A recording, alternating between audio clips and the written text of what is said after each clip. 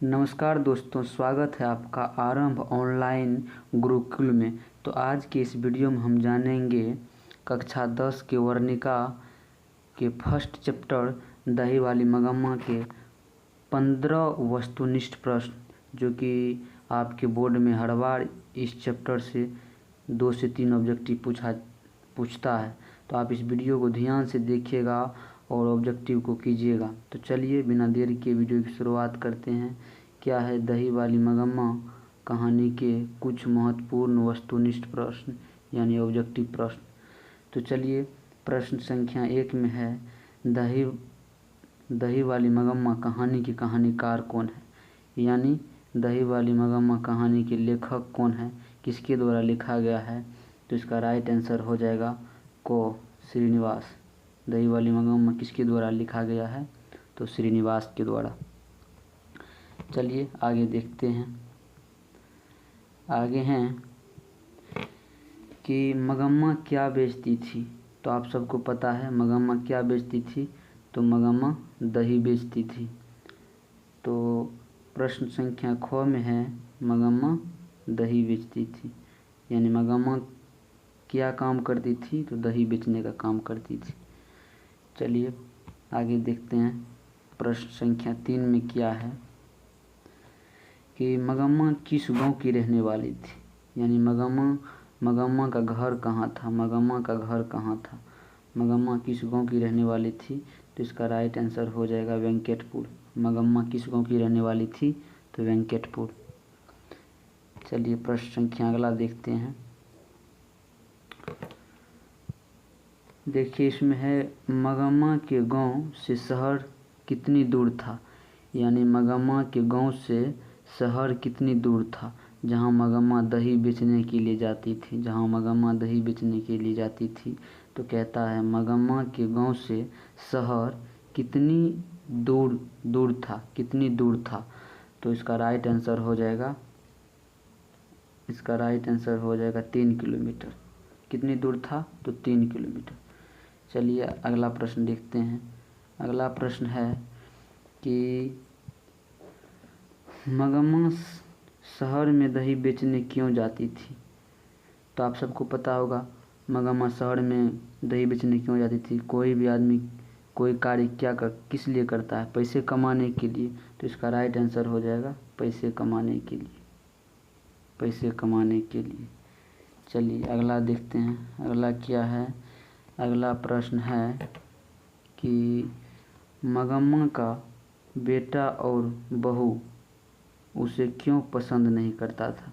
यानी आप जब इस कहानी को पढ़े होंगे तो आप सबको पता होगा कि मगम्मा से उसकी बहू नजम्मा, मगम्मा की बहू का नाम क्या है, नजम्मा को झगड़ा क्यों होता है, दोनों में विवाद होते रहता है। तो इसका राइट आंसर क्या हो जाएगा, क्या कहता है मगम्मा का बेटा और बहू उसे क्यों पसंद नहीं करते थे, तो वह अपना पैसा खुद रखती थी, यानी मगम्मा अपना पैसा खुद रखती थी। इसका राइट आंसर हो जाएगा सी। चलिए प्रश्न संख्या अगला देखते हैं। प्रश्न संख्या अगला में है कि मगम्मा किससे डरती थी, मगम्मा किससे डरती थी। तो आप यदि इस कहानी को पढ़े होंगे तो आपको पता होगा मगम्मा किससे डरती थी, तो मगम्मा अपने बहू से। और मगम्मा की लड़ाई किससे होती रहती थी, तो उसी की बहू से लड़ाई होती रहती थी। चलिए अगला प्रश्न देखते हैं। अगला प्रश्न है मगम्मा किससे झगड़ा करती थी, मगम्मा किससे झगड़ा करती थी। तो आप सब पढ़े होंगे मगम्मा किससे झगड़ा करती थी, क्या बेटे से, बहू से, पोते से, अपने पति से। सबसे पहली बात, उसको मगम्मा को तो पति था ही नहीं, क्योंकि उसका पति पहले ही मर चुका था। तो इसका राइट आंसर हो जाएगा मगम्मा किससे झगड़ा करती थी, तो अपने बहू से। मगम्मा किससे झगड़ा करती थी, तो अपने बहू से। चलिए प्रश्न संख्या अगला देखते हैं। प्रश्न संख्या अगला क्या है, प्रश्न संख्या अगला है, प्रश्न संख्या अगला मगम्मा किसके पास बैठकर दही खाती थी, बेटे के पास, बहू के पास, अपनी माँ के पास, या अपनी पोती नहीं होगा दोस्तों, यहाँ पे पोता होगा, यहाँ पे गलती लिखा गया है। तो मगम्मा किसके पास बैठकर दही खाती थी? तो इसका राइट आंसर हो जाएगा वह अपने पोते के साथ। चलिए प्रश्न संख्या अगला देखते हैं। अगला क्या है? मगम्मा ने अपनी बहू को क्या सिखाया? मगम्मा ने अपनी बहू को क्या सिखाया? तो मगम्मा अपनी बहू को क्या सिखाया? मगम्मा अपनी बहू को क्या सिखाया? दही बेचना, घर चलाना, पैसा बचाना, या इनमें से कोई नहीं? इसका राइट आंसर क्या हो जाएगा? मगम्मा अपनी बहू को दही बेचना सिखाया। चलिए अगला प्रश्न देखते हैं। अगला प्रश्न है कि मगम्मा की कहानी का मुख्य संदेश क्या है? यानी इस कहानी का मुख्य संदेश क्या है? बुजुर्गों का सम्मान, इसमें बुजुर्ग का सम्मान तो नहीं किया जा रहा। महिलाओं का सशक्तिकरण, परिवार में प्रेम और असहयोग, उपरोक्त सभी। तो आप लोग जब इस कहानी को पढ़े होंगे तो आप लोग को पता चल गया होगा कि बुजुर्ग का सम्मान नहीं किया जाता है, महिलाओं का सशक्तिकरण, इसीलिए इस कहानी का मुख्य संदेश यही है। इसमें से हो जाएगा उपरोक्त सभी। चलिए प्रश्न संख्या अगला देखते हैं। अगला प्रश्न है कि कहानी में किस बात पर जोर दिया गया है? यानी मगम्मा कहानी में किस बात पर जोर दिया गया है? तो मगम्मा कहानी में किस पर जोर दिया गया है? रिश्तों का महत्व।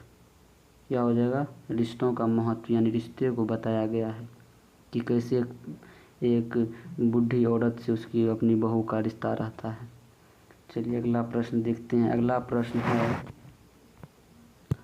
प्रश्न है कि कहानी में किस समस्या को उजागर किया गया है? कहानी में किस समस्या को उजागर किया गया है? तो इसका राइट आंसर क्या हो जाएगा? बुजुर्गों की देखभाल। यानी इस कहानी में यही दिखाया गया कि एक बुजुर्ग के साथ कैसा व्यवहार किया जा रहा है, कैसा आचरण किया जा रहा है। चलिए प्रश्न संख्या अगला देखते हैं। अगला प्रश्न है कि कहानी का अंत क्या है? कहानी का अंत क्या है? यानी कहानी अंत होते मगम्मा क्या करती है? तो मगम्मा क्या करती है? क में है मगम्मा अपने बेटे के साथ रहती है, ख में है मगम्मा अपने पोते के साथ रहती है, ग में है मगम्मा अकेले रहती है, घ में है मगम्मा अपने घर से चली जाती है। तो इसका राइट आंसर क्या होगा? इसका राइट आंसर हो जाएगा मगम्मा अपने पोते के साथ रहने लगती है। आप सबको पता होगा जब उसकी बहू से लड़ाई हो जाती है तो उसकी बहू ही अपने बेटे को भेजती है कि जाओ तुम दादी के पास रहना। क्या करना? जाओ तुम दादी के पास रहना।